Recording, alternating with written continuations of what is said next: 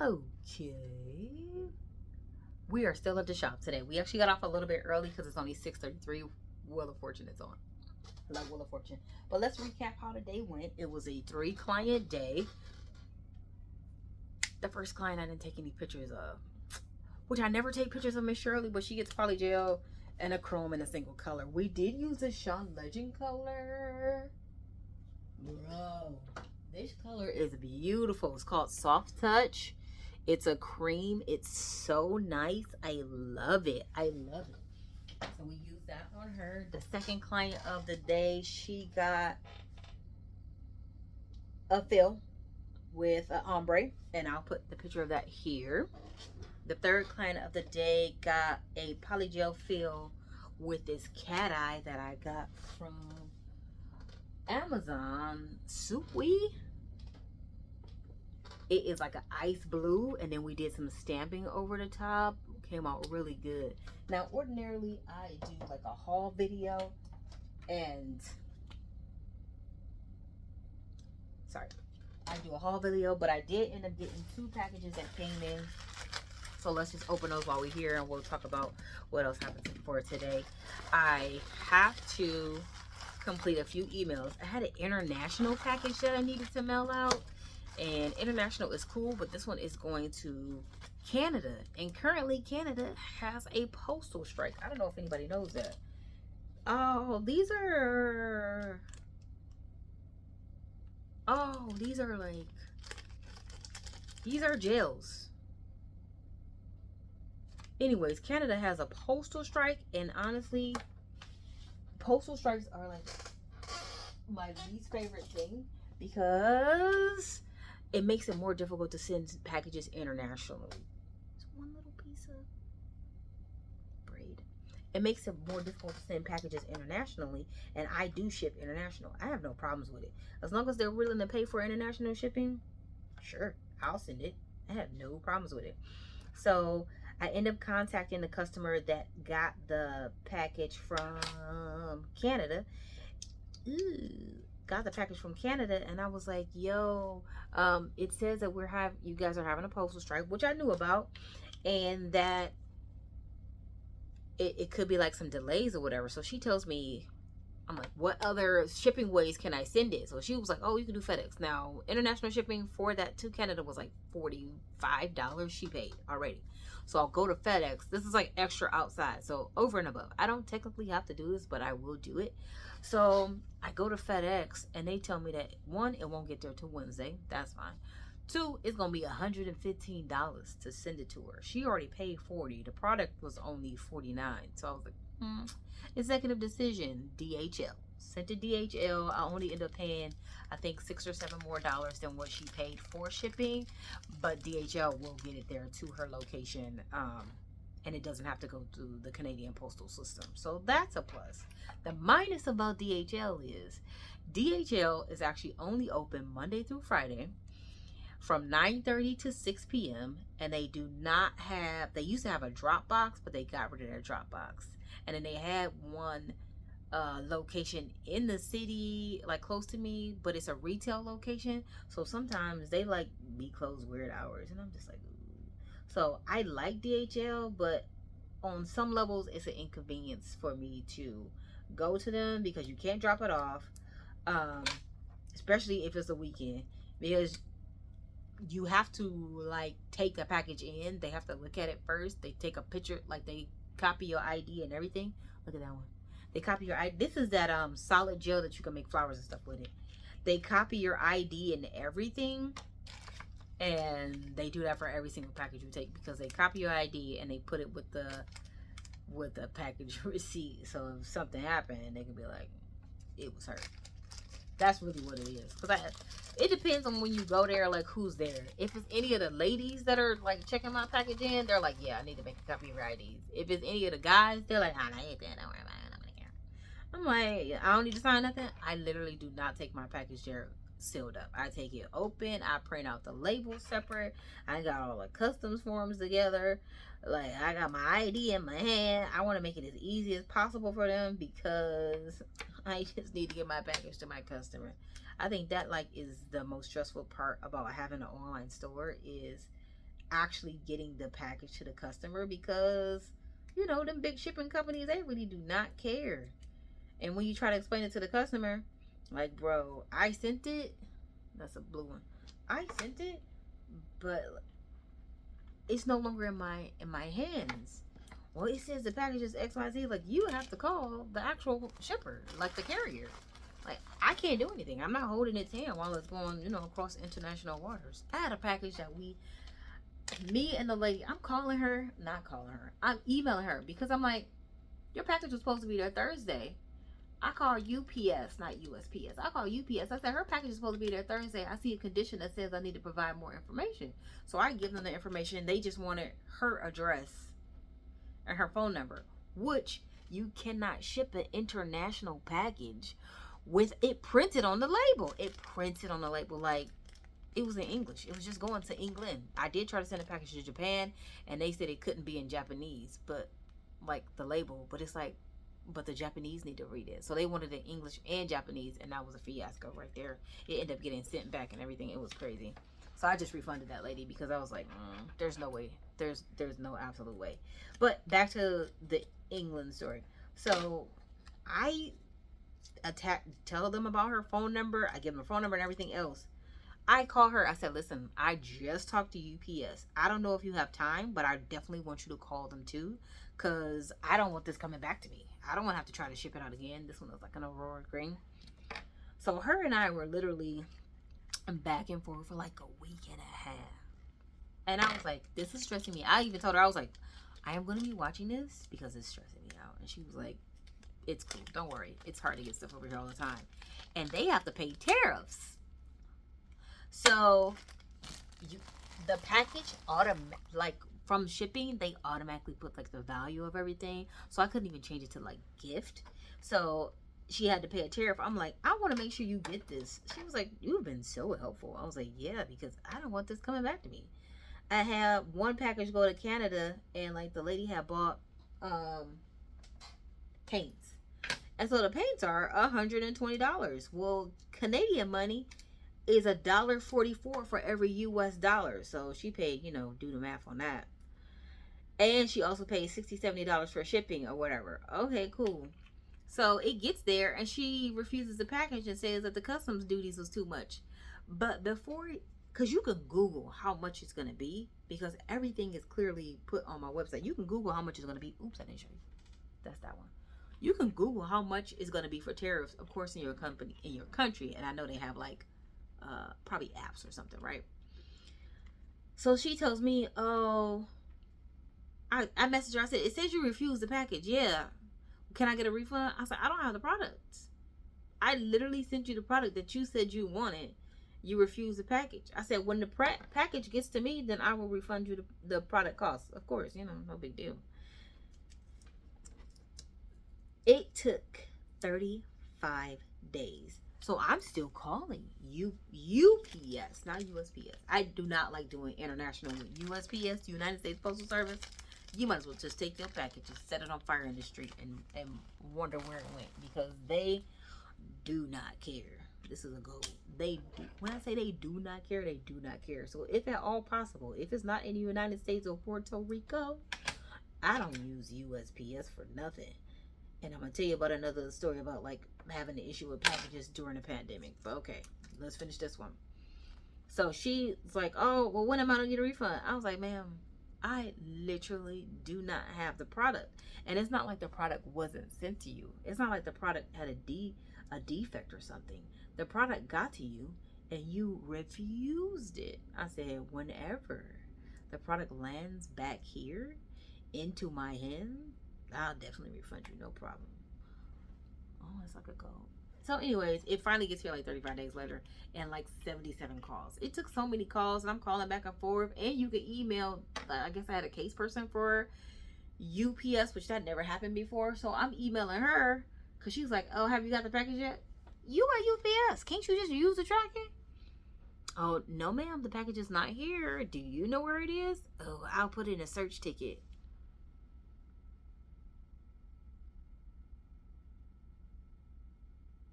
Cool.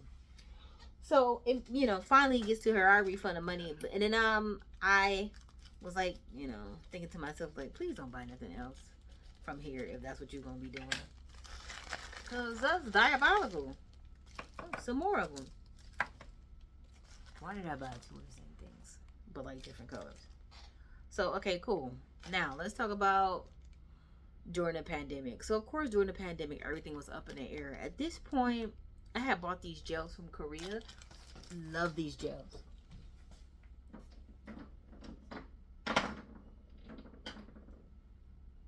They're cat eye gels from this company called Show Me. Beautiful. This was like when cat eye really started repopping again, and it was gels, but Korea had like the best ones. So I'm at home making press on nails, and I was like, these cat eye gels will really sell me some sets, because at this point we didn't have no PPP loans. Like, I'm living off of savings and stuff like that. You know, stuff's getting crazy, but I'm selling press on nails. So I always want to make sure I'm buying stuff that I can use in the business, not just like buying stuff to be buying stuff like this right now from Aliexpress. This is just definitely buying stuff to be buying stuff, which I quit last year. So this is like stuff from last year. No, for real, this stuff from last year.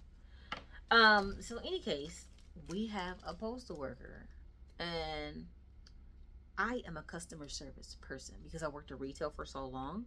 And what happened was, we have at my apartment, we have our regular mailboxes, which are like this small, like, right, like, and then we also have package boxes. And this postal worker, who was the same one, had left me packages in there before. So when my package comes from Korea, he marks it, because I always track my stuff because OCD, right? And also it's nail stuff. I always want to get it.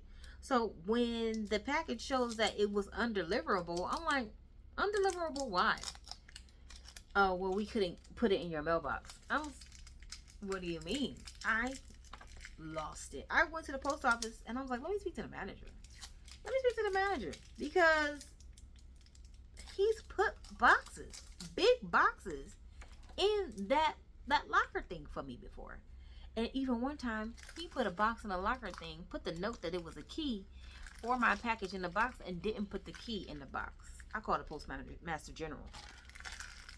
You know why I called the Postmaster General? Because not only was he playing in my face and playing games with these packages that I needed to make income while we were doing the pandemic, he was lying.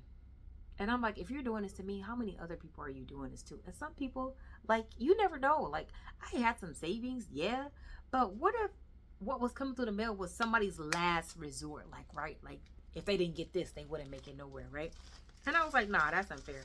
Called the Postmaster General, and I said, this is what I want your help with, because you have to fill out a thing, put in a case, and then the Postmaster General will call you. Not like the head one, but like the one for your region or whatever. So he calls me. I said, what I'm understanding is, of course, the mail is crazy. People are buying stuff, and that's you know, from Amazon, and y'all working triple time, overtime. I don't think you need to fire this man. I think you need to find out why he's doing this, and maybe he needs some retraining.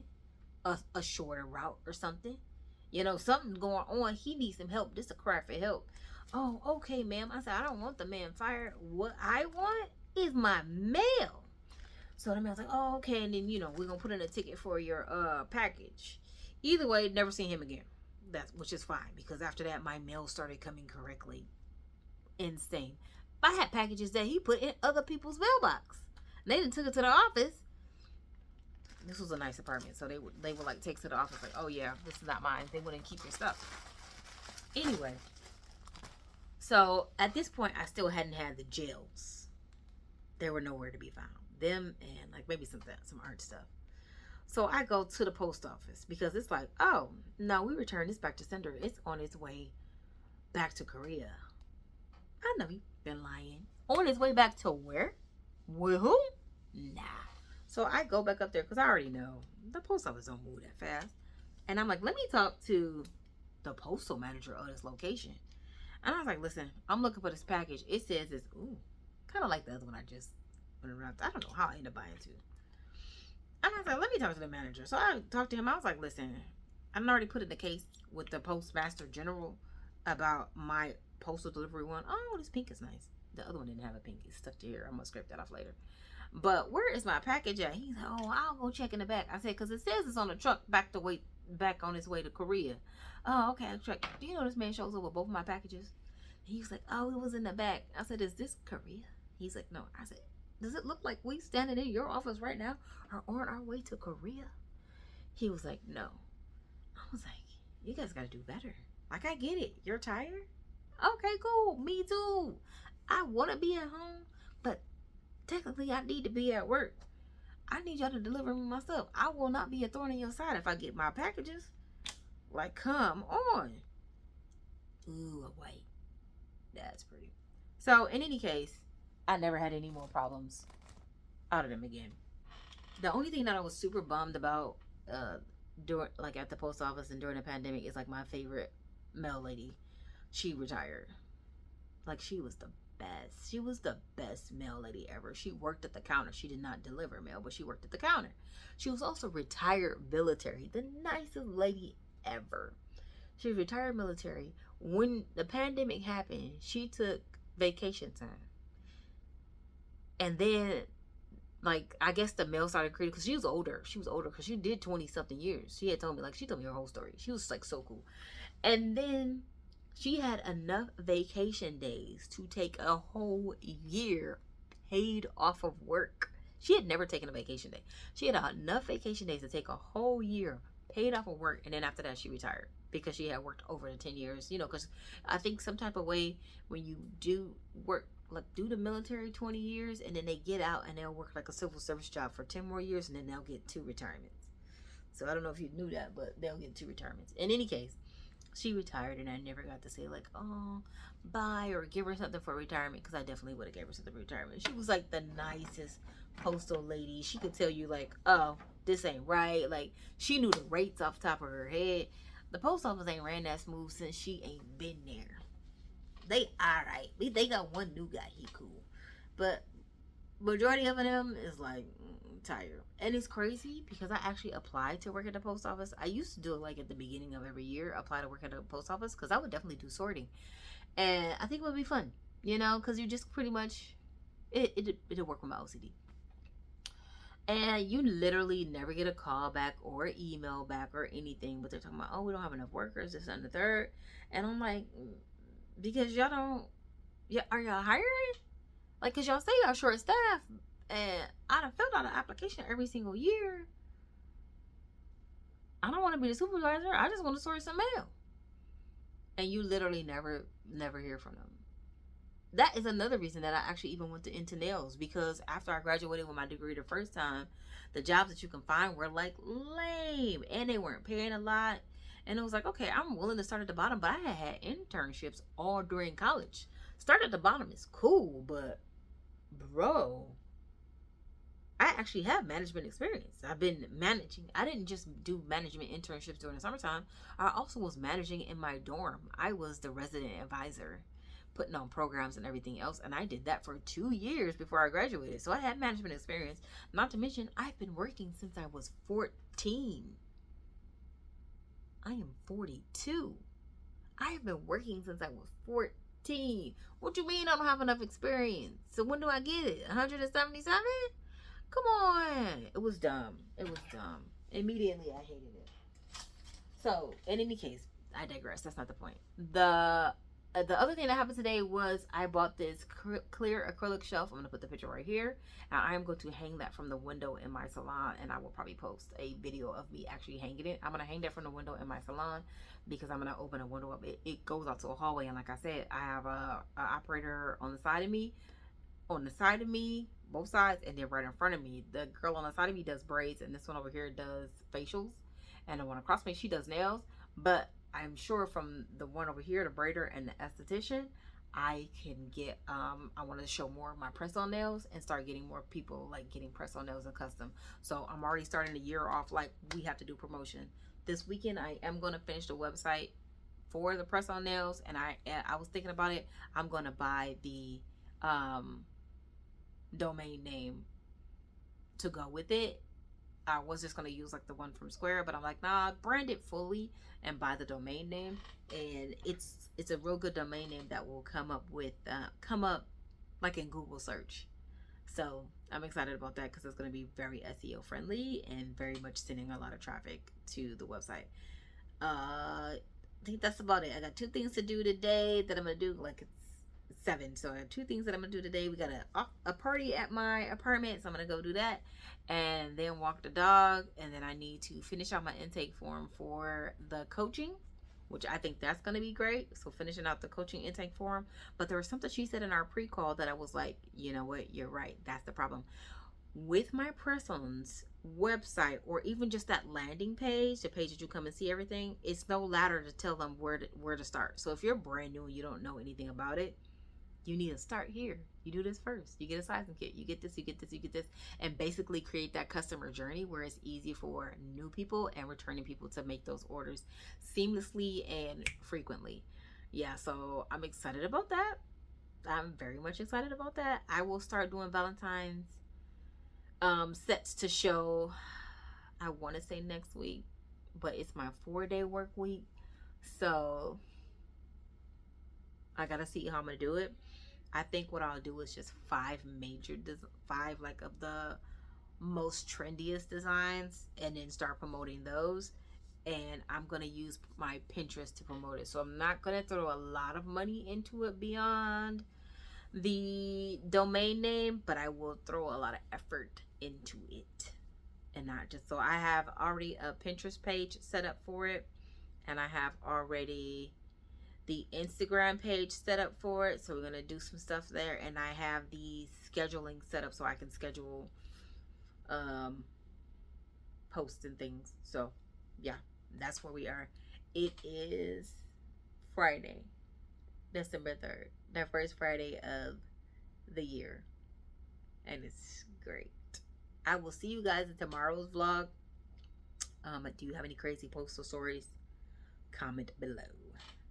For real, I want to hear it. I definitely want to hear the postal tea, because I don't know if you guys know, have you ever watched Hoarders? And then it was just on the news, but they had this one news story, not just, but it was on the news, one news story where this postal worker had rented 2 or 3 storage units, and all the mail that he or she, I can't remember which one it was, couldn't deliver, they were storing in storage units. And it was like boxes upon boxes upon boxes of mail. Like, what if somebody's check was in there? You know what I'm saying? Like, it was boxes of mail. Like, boxes of mail. And the postal service goes up every year and don't offer better service at all. But every year, you want to do a survey? You don't want no survey from me, bro. But no. So we got some new gels in. Definitely gonna make some way to use them in some Valentine sets, and probably with some of the molds. And you know, guys, just have a great weekend. But I'll see you on tomorrow's vlog, because I got a few things I'm gonna get done. Hopefully a haircut, which I need to get it done early because it's about to get cold in San Antonio, and if it gets cold, I'm not gonna want to leave the house. So you guys have a good Friday night to Saturday morning, and I'll see you Saturday afternoon. Bye. Still don't got the peace thing together, but whatever.